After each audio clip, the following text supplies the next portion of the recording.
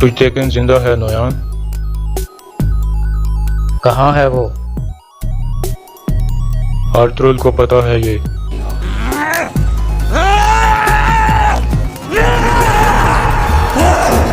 कबीले जाने वाले तमाम रास्ते बंद कर दो। अस्सलाम वालेकुम नाजरीन, पिछली किस्त में आपने देखा कि नोयान ने अपने कुछ आदमी कबीले में भेजे थे। दरअसल वो आयमा खातून को भी मारना चाहता था, लेकिन उसके सारे आदमी मारे गए। इस किस्त के आगाज में नोयान के डेरे पर सोग मनाया जा रहा होता है। नोयान अपने आप को एक कब्र के नीचे दफन कर लेता है और फिर उलू बिलगे अपना ढोल बजाना शुरू कर देता है। इतने में एक मंगोल सिपाही वहां पहुंचता है और उलू बिलगे के कान में कुछ कहता है। उलू बिलगे कब्र पर कान रखता है और कुछ सुनने की कोशिश करता है। इतने में नोयान कब्र से बाहर निकल आता है।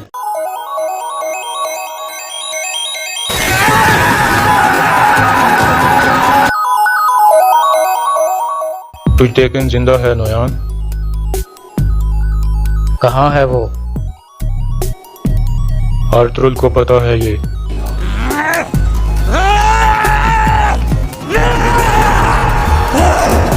कबीले जाने वाले तमाम रास्ते बंद कर दो।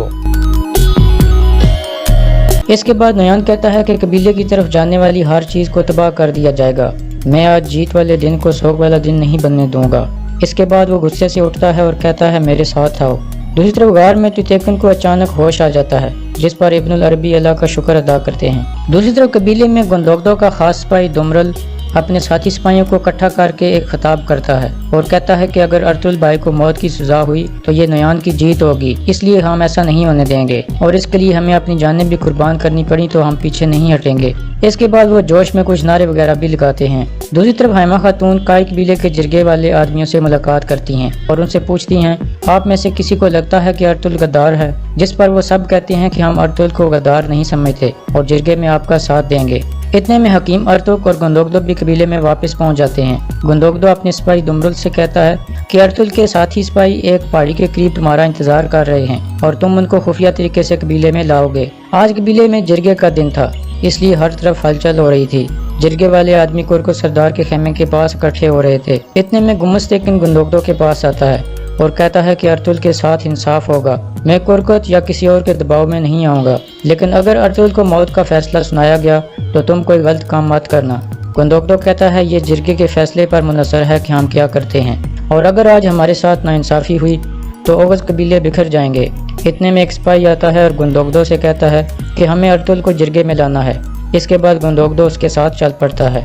दूसरी तरफ इब्नुल अरबी तुतैकिन को लेकर कबीले की तरफ रवाना हो जाते हैं। उनके साथ गायकली और एक दरवेश भी साथ होते हैं। इसके बाद मंगोल भी पीछे उसी रास्ते पर आ जाते हैं और उनका निशान तलाश कर लेते हैं। एक मंगोल कहता है कि हमें फौरन नोयान को बताना होगा। फिर वो एक आवाज निकालता है, जिसके बाद नोयान और उलू बिलगे पहाड़ी के ऊपर से नमूदार हो जाते हैं। नोयान कहता है वो तुतैकिन को लेकर कबीले में जा रहे हैं, उनको रोकना होगा। ये कहकर वो अपने घोड़ों की तरफ भागते हैं। दूसरी तरफ हलीमा सुल्तान और दिली दामीर जा रहे होते हैं। इतने में दिली दामीर हलीमा को रुकने का कहता है और घोड़े से उतर कर कहता है कि मेरा घोड़ा बहुत थक गया है, अब ये मजीद नहीं चल सकता, इसलिए तुम निकल जाओ, मेरी वजह से तुम भी आहिस्ता हो जाओगी। लेकिन हलीमा सुल्तान कहती है मैं आपको ऐसे अकेला छोड़कर कैसे जा सकती हूँ। दिली दामीर फिर उसे गुस्से से कहता है कि तुम्हारा मिशन बहुत ज़रूरी है, इसलिए तुम चली जाओ। इतने में तानकुत अपने दो साथियों के साथ वहां पहुंच जाता है। एक मंगोल सिपाही दिली दामीर की टांग पर तीर मारता है, जिससे वो गिर जाता है। तानकुत फौरन आकर दिली दामीर की गर्दन पर खंजर रखता है। हलीमा कहती है इन्हें मत मारो, मैं तुम्हें वो कागजात दे दूंगी। इसके बाद वो कागजात तानकुत के हवाले कर देती है। तानकुत कागजात चेक करता है और उसके बाद अपने साथी को कहता है कि इस बूढ़े को मार दो और हलीमा सुल्तान को मैं नोयान के पास लेकर जाऊंगा। दूसरी तरफ कबीले में गुंदोगदो अर्तुल को जिरगे में लाने के लिए पिंजरे वाले खेमे में पहुंचता है। इस दौरान एक बड़ी तादाद में सिपाही और लोग वहां मौजूद होते हैं। अर्तुल गुंदोगदो से तुतैकिन के बारे में पूछता है। गुंदोगदो कहता है उसकी हालत बहुत खराब है। अर्तुल कहता है चलो फिर देखते हैं कि हमारी किस्मत में क्या लिखा है। इसके बाद अर्तुल खेमे से बाहर आ जाता है और गुंदोगदो से लेकर चल पड़ता है। दूसरी तरफ दिली दामीर को मंगोल मारने ही वाले होते हैं, लेकिन ऐन उसी वक्त एक तीर आता है और सीधा मंगोल के सीने में लगता है। इसके बाद दूसरा मंगोल भी दिली दामीर को मारने के लिए बढ़ता है, लेकिन वो शख्स उस पर भी तीर चला देता है, जिसके बाद तानकुत के दोनों साथी उधर ही गिर जाते हैं। इसके बाद तानकुत घोड़े के पीछे छुपकर उस शख्स को देखने लगता है और फिर फौरन घोड़े पर सवार होकर भाग जाता है। फिर वो शख्स दिली दामीर और हलीमा सुल्तान के पास आता है और एक तलवार दिली दामीर की तरफ फेंकता है। दिली दामीर वो तलवार पकड़ता है और उस आदमी को देखकर खुश हो जाता है। दरअसल ये आदमी सुंगर टेकन था। दूसरी तरफ दुमरुल अर्तुल के साथियों के पास पहुंचता है और उन्हें बताता है कि कबीले में आज जिरगा होने वाला है, इसलिए गुंदोगदो भाई ने कहा है कि कोई भी कदम सोच समझकर उठाना। इसके बाद वो सब दुमरुल के साथ चल पड़ते हैं।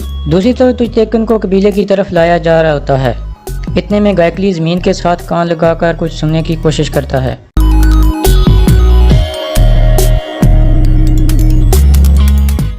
उन्होंने हमारा निशान ढूंढ लिया है और वो आ रहे हैं।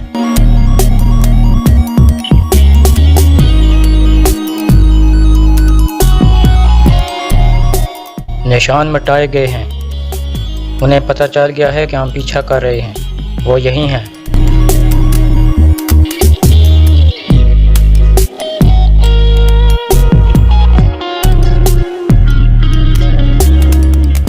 इसके बाद नुयान भी उसी रास्ते की तरफ चल पड़ता है जिस तरफ वो गए थे। इतने में गायकली तुजटेकन को उठाकर एक गार के अंदर दाखिल हो जाता है। दूसरी तरफ कबीले में हाइमा खातून भी जिरगे में जाने की तैयारी करती हैं। फिर वो गोकचे को बाहर भेजकर सलजान से अकेले में बात करती हैं और कहती हैं कि हमारा सिपाही दुमरुल अर्तुल के साथियों को खुफिया तौर पर कबीले में लाएगा। मैं और गुंदोगदो जिरगे में होंगे। अब ये तुम्हारा मिशन है कि अगर कुछ भी गलत हुआ या अर्तुल को नुकसान पहुंचाने की कोशिश की गई तो तुम ऐसा नहीं होने दोगी। अब ये कमांड तुम्हारे हाथ में है। सलजान कहती है आपका हुक्म सर आंखों पर। इसके बाद हाइमा खातून आहिस्ता आहिस्ता चलकर अपने खेमे से बाहर निकल जाती हैं।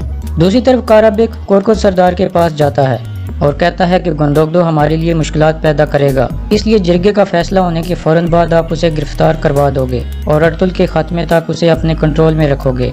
दूसरी तरफ नुयान भी उस जगह के करीब पहुंच जाता है जहां तुजटेकन को एक गार में लाया गया था। गार के अंदर दरवेश कहता है कि अगर वो अंदर आ गए तो हम सब मारे जाएंगे। इब्नुल अरबी कहते हैं परेशान मत हो, जिस अल्लाह ने अपने पाक पैगंबर को मकड़ी के जाले की मदद से बचाया था वो हमारी भी हिफाजत करेगा। दूसरी तरफ कबीले में अर्तुल को जिरगे की तरफ लाया जा रहा होता है। इस दौरान दुर्गा के लोग लगातार उसे गद्दार और कातिल कह रहे होते हैं। इतने में दुमरुल एक घोड़ा गाड़ी लेकर कबीले के मरकजी दाखिले पर पहुंचता है। दरअसल उस गाड़ी में उसने अर्तुल के साथियों को छुपाया हुआ था। दुर्गा का सिपाही उसे रोक लेता है और पूछता है कि तुम कहाँ से आ रहे हो। दुमरुल कहता है कि मुझे हाइमा खातून ने एक काम के लिए भेजा था। फिर वो सिपाही गाड़ी को चेक करने के लिए पीछे जाता है। इतने में सलजान वहाँ पहुँचती है और गुस्से में दुमरुल को कहती है कि तुम कहाँ थे, तुम्हें पता नहीं कि मैं फ़ौरन ये गंदा कबीला छोड़कर जाना चाहती हूँ और तुम अभी यहीं खड़े हो।